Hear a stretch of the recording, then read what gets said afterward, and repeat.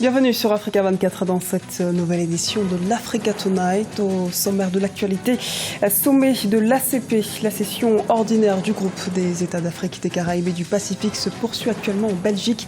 Outre l'adoption du rapport financier, nous verrons que les questions environnementales sont au centre des débats. Élection générale au Burkina Faso, à 48 heures de la clôture de la campagne des scrutins présidentiels et législatifs. La fièvre électorale monte et ce lundi, Tahirou Barry, le candidat du Parti de la Renaissance nationale, s'est rendu au grand marché Woodwoko de Ouagadougou. Et puis fermeture temporaire de l'aéroport international de Douala au Cameroun en mars 2016. Des travaux de réfection vont y être amorcés et c'est l'aéroport de Yaoundé-Nsimalen qui prendra le relais. Sommet extraordinaire de la communauté économique des États de l'Afrique centrale.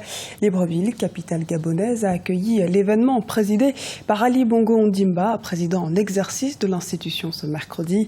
Outre la crise en Centrafrique, d'autres sujets ont été abordés, notamment les questions relatives au terrorisme avec le groupe terroriste Boko Haram qui multiplie les attentats au Tchad et au Cameroun.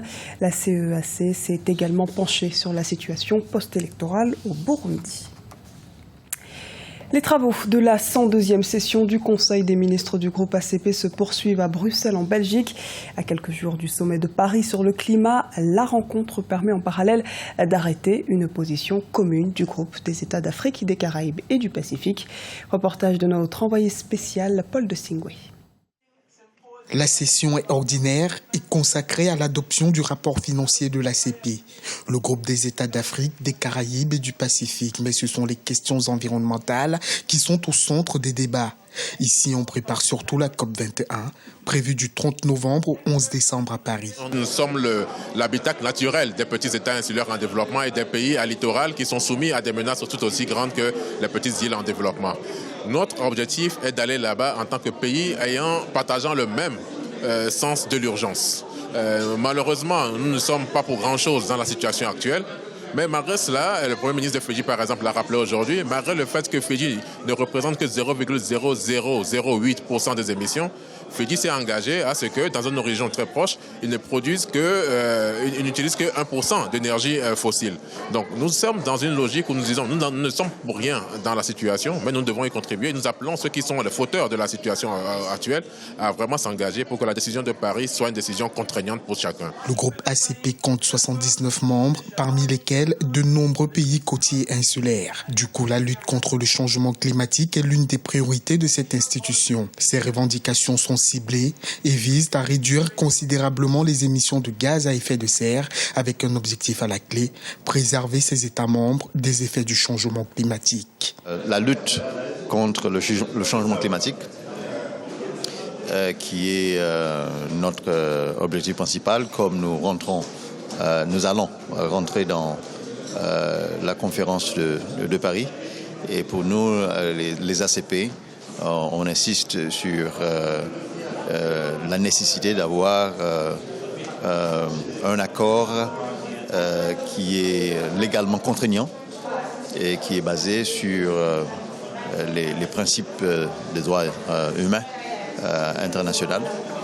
Et nous sommes en train de pousser aussi pour qu'il n'y ait pas une augmentation de plus de 1,5% aussi.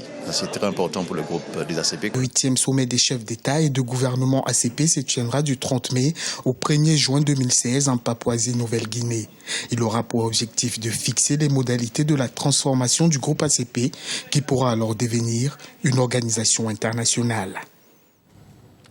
Attaque de Tunis. Le groupe terroriste État islamique a revendiqué dans un communiqué diffusé ce 25 novembre l'attentat qui a frappé la Tunisie mardi.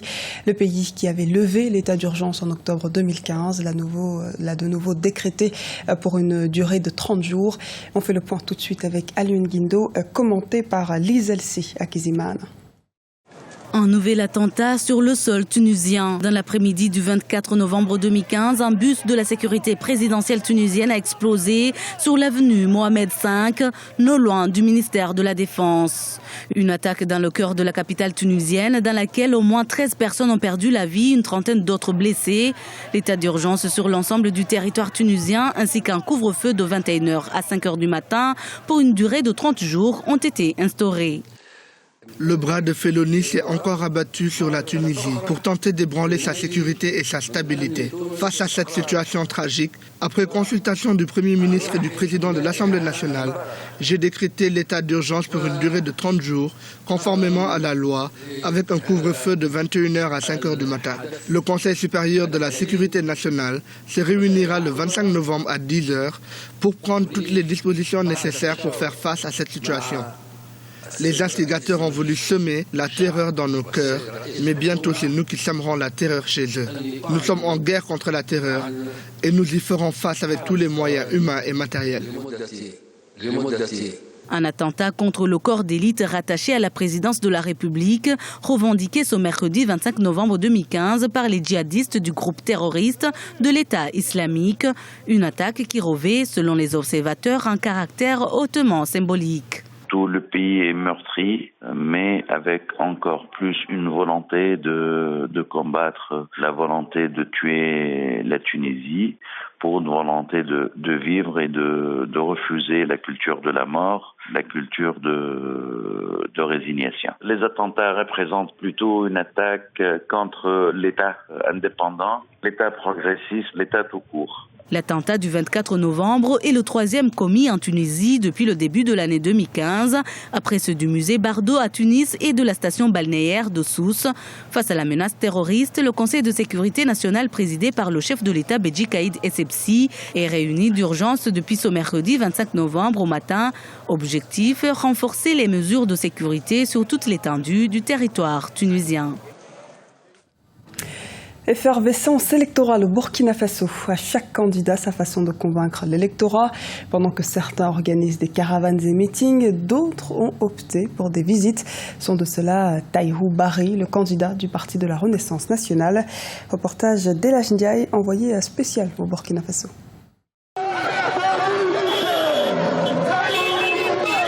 Le grand marché de Ouagadougou, Rodwoko, a reçu ce lundi la visite du candidat à la présidentielle 2015, Tahirou Barry. Objectif, toucher du doigt la réalité que vivent les commerçants et d'autre part exposer son projet de société pour obtenir le maximum d'électeurs. Pour le candidat du parent, la lutte contre la fraude sera sa priorité une fois porté à la tête de l'État. Le marché, ce sont des commerçants qui se battent. Ce sont des commerçants qui ont décidé de ne pas mendier, de ne pas tendre la main, mais de vivre dignement de leur métier, de leur activité. Malgré les contraintes, malgré les difficultés, malgré la fraude qui paralyse leur activité. Nous disons, nous sommes venus les soutenir. Président du Burkina Faso, allez voter. Pour soutenir les commerçants, le leader du Parti de la Renaissance nationale, Tahirou Barry, compte réhabiliter et moderniser le marché. Il y a le système qui permet à tous ceux qui sont dans les marchés et qui sont dans l'informel de rentrer dans le formel. Cela va nécessiter des mesures incitatives, cela va nécessiter des faveurs fiscales, cela va nécessiter des mesures pour permettre à tous ceux qui veulent accroître leur activité de le faire. Et ça, nous allons nous engager pour cela. Pour mettre en œuvre ces projets, Tahirou Barry compte sur les milliers de commerçants du marché de Ouagadougou pour briguer la magistrature suprême. Juriste de formation, Tahirou Barry, le candidat du parent, a invité les commerçants à avoir un comportement responsable au soir du 29 novembre, quel que soit le verdict des urnes. Et sachez que notre antenne reste mobilisée autour de ces élections générales du 29 novembre au Burkina Faso. Vous pouvez donc suivre tous les soirs sur Africa 24 et en direct de Ouagadougou. Un journal de campagne à 18h45 GMT, le débat des présidentielles à partir de 19h30 GMT, suivi d'un débriefing des experts à 21h30 GMT. Modernisation de l'aéroport de Douala au Cameroun. Pendant les 2 premières semaines du mois de mars 2016, l'aéroport international sera fermé en vue de la réfection de ses installations. 15 milliards de francs CFA ont été mobilisés pour la réalisation de ce projet. Les précisions de Deo Gracia Sekpodo. Au mois de mars 2016, l'aéroport international de Douala, la capitale économique du Cameroun, sera fermé pour cause de travaux de réfection de l'aire de stationnement des aéronefs et de la piste d'atterrissage. Les travaux qui ont débuté depuis plusieurs mois coûteront environ 15 milliards de francs CFA et devraient à terme permettre de dynamiser le trafic au sein de cet aéroport, considéré comme la principale porte d'entrée et de sortie du pays. Le Cameroun, c'est 35% du produit intérieur brut réel de la région.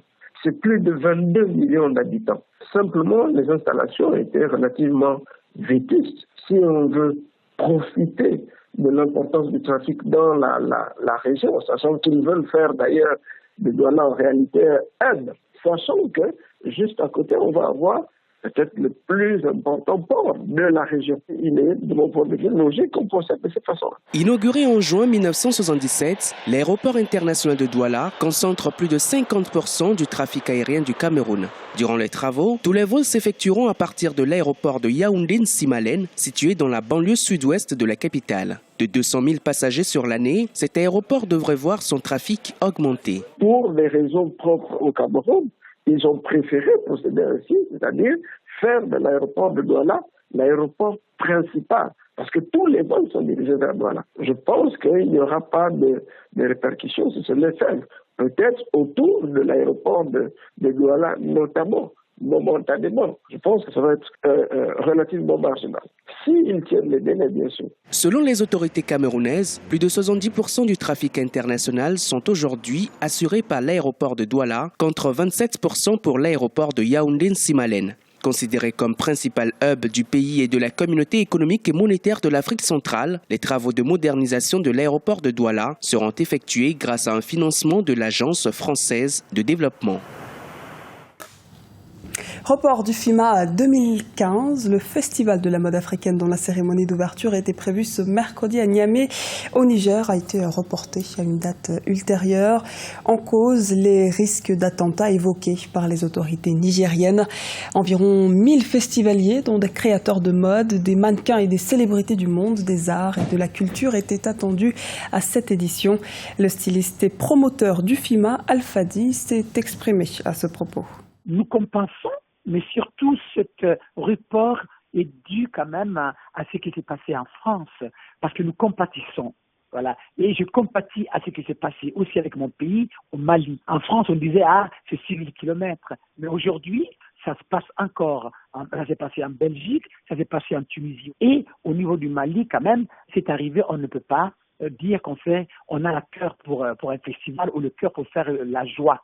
Donc, on a préféré quand même faire le deuil et essayer quand même de rendre hommage à nos peuples, de rendre hommage aussi à nos morts, pour leur montrer que nous aussi, on va faire le deuil pendant au moins quelques jours avant que ce report soit dit, quelles seront les dates qui sont choisies par le gouvernement. C'était le journal de la rédaction. Merci de nous avoir suivis. Retrouvez dans un instant une nouvelle édition de l'actualité sur Africa 24.